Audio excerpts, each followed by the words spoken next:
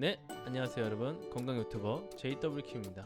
오늘은 박용우 선생님의 신간도서 호르메시스와 간헐적 단식에서 시간 제한 다이어트의 구체적인 방법과 주의점 그리고 단식에 대해서 알아보는 시간을 갖도록 하겠습니다.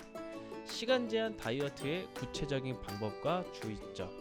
시간 제한 다이어트의 방법은 8시간 공복일 경우에는 오전 8시부터 오후 4시까지 혹은 낮 12시부터 저녁 8시까지 10시간 공복일 경우에는 오전 8시부터 오후 6시까지 혹은 오전 10시부터 저녁 8시까지 정해진 시간 동안에만 음식을 섭취합니다. 시간 제한 다이어트의 핵심은 뇌의 생체 시계와 몸의 생체 시계를 싱크로나이즈 하는 데 있습니다. 따라서 낮에는 음식물을 섭취하고 밤에는 수면을 취하는 서카디안 리듬에 최대한 맞출수록 유리합니다. 밤 12시부터 새벽 4시에 수면을 취하는 일상은 밤늦게 음식을 먹지 않고 잠잤던 원시 인류의 생체 시계와는 잘 맞습니다. 음식 종류를 가릴 필요는 없다고 하지만 동물 실험 결과에서도 확인했듯이 음식 종류를 가리지 않는다면 체중이 더 늘어나는 것만 방지할 뿐 체중 감량 효과는 떨어집니다. 체중 감량을 원하신다면 14시간 혹은 16시간 공복 시간을 철저히 지키고 음식의 종류도 가려서 먹어야 합니다. 여기서 운동을 병행해야 확실한 효과를 볼 수 있습니다. 다시 정리해보면은 시간 제한 다이어트는 체중 감량 프로그램보다 생활 습관으로 이해하는 것이 맞습니다. 만약 체중 감량 목적으로 14시간 공복을 유지하는 시간 제한 다이어트를 실천해 보았다면 건강식을 잘 챙겨 먹으면서 운동을 반드시 병행해야 합니다.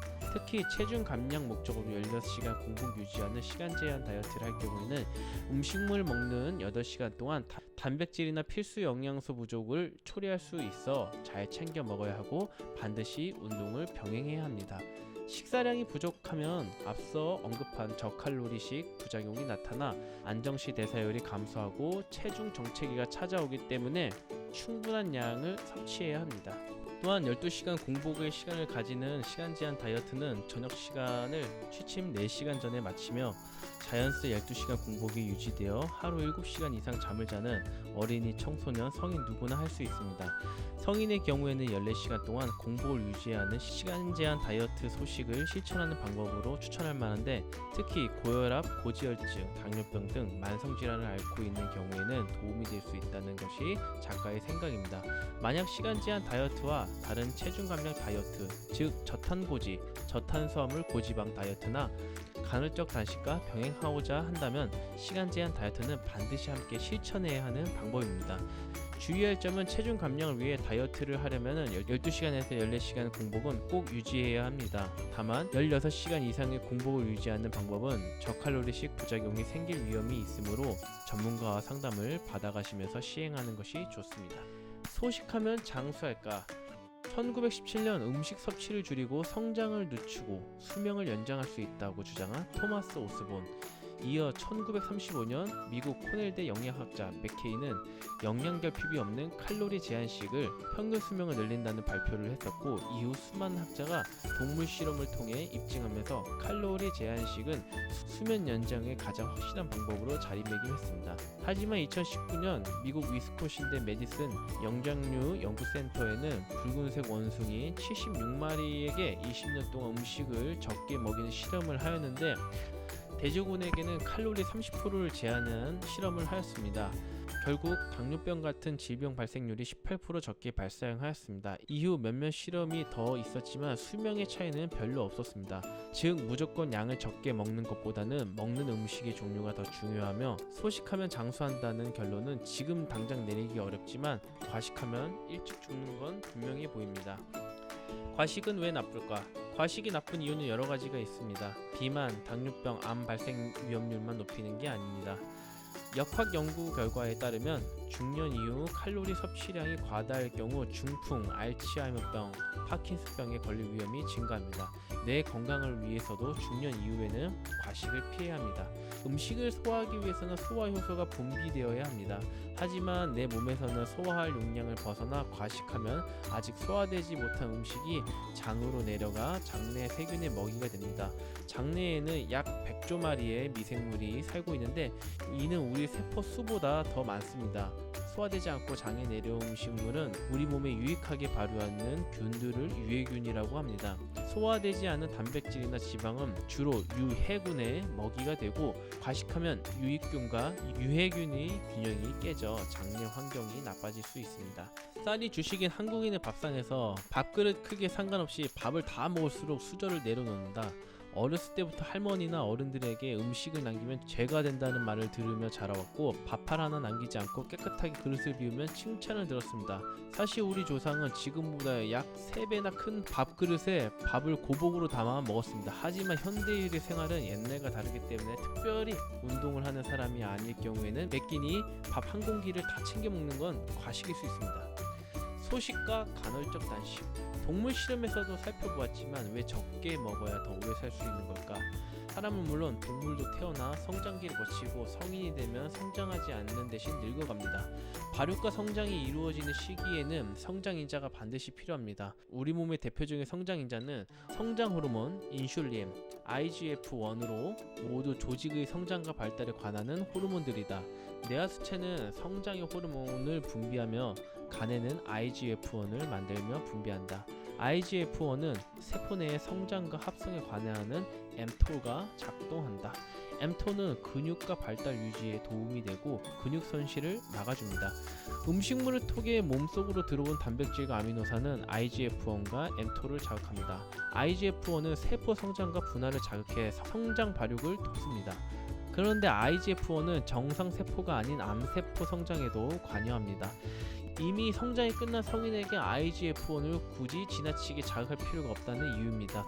선천적으로 성장 호르몬이 부족하는 라론 증후군 환자들은 IGF-1이 부족하고 성장이 더디어 심한 외소증을 겪습니다.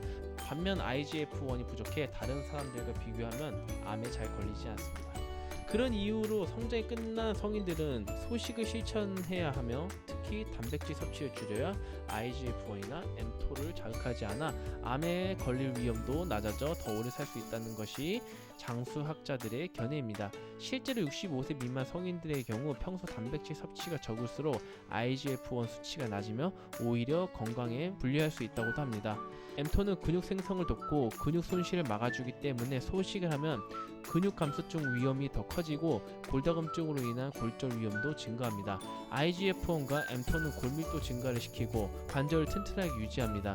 또한 IGF-1은 뇌의 알츠하임병을 일으키는 아밀로이드 베타의 축적을 막아줍니다. 연구 결과에 따르면 IGF-1이 낮은 사람들은 치매에 잘 걸리고 인지 능력이 떨어지는 것으로 나타났습니다. 하지만 IGF-1과 mTOR는 노화를 촉진하고 질병 발생 위험률을 증가시킨다고 해서 무조건 단백질 섭취를 줄이고 소식하는 것만이 최선의 방법일까? 단백질 섭취를 인위적으로 제한하면 동물식품에서 얻을 수 있는 지용성 비타민과 미네랄 섭취가 부족할 수 있고, 무엇보다 근육 손실, 골밀도 저하는 피할 수가 없다. 그렇다면 그 해결 방법으로 IGF-1을 너무 높이지 않게 해서 암 발생 위험률을 줄이고 IGF-1을 많이 떨어뜨리지 않아 근육 감소증 위험도 줄이는 두 마리 토끼를 잡는 적절한 방법은 없을까? 작가는 그 방법이 간헐적 단식이라고 생각합니다. 단식할 때는 확실히 굶어주고 대신 잘 챙겨 먹을 때에는 단백질 섭취가 부족하지 않도록 신경을 쓰면서 근력 운동도 같이 병행하라고 합니다. 암 발병 위험에서도 벗어나고 싶고 성장 호르몬 분비를 유지해 근육량을 유지하고 싶다면 간헐적 단식과 근력 운동의 결합이 가장 확실하면서도 최선의 방법이라고 작가는 생각합니다. mTOR는 근육세포와 뇌세포를 활성화시키고 대신 지방세포와 암세포에는 작동하지 않게 만들려면 다음과 같습니다. 첫째, 간헐적으로 운동하라.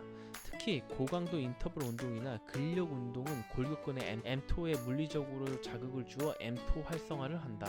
둘째, 간헐적으로 단식하라. 일정 기간 단식을 통해 mTOR를 억제한 후 다시 음식을 섭취하여 mTOR를 자극하면 근육 항상성을 유지할 수 있게 해준다. 덧붙여서 나의 견해는 고강도 운동이 mTOR에 자극을 주어 도움을 주지만 운동 초보인 사람과 근육에 문제가 있으신 분들은 신체 코어 단련을 먼저 해주어 부상을 방지하고 올바른 체형과 근육 기능을 먼저 회복한 후 고강도 인터벌 운동에 들어가야 합니다. 즉 운동 초보나 근골격계 문제가 있으신 분들은 고강도 인터벌 운동을 단계별 인터벌 운동으로 변경해서 하시면 좋을 것 같습니다. 이상으로 박용훈 선생님의 도서 호르메시스와 간헐적 단식 중에서 시간 제한 다이어트와 단식에 대해서 알아봤습니다. 오늘 영상이 유익하셨다면 구독과 좋아요, 알람 설정까지 부탁드리겠습니다. 건강 유튜버 JW 킴이었습니다. 감사합니다.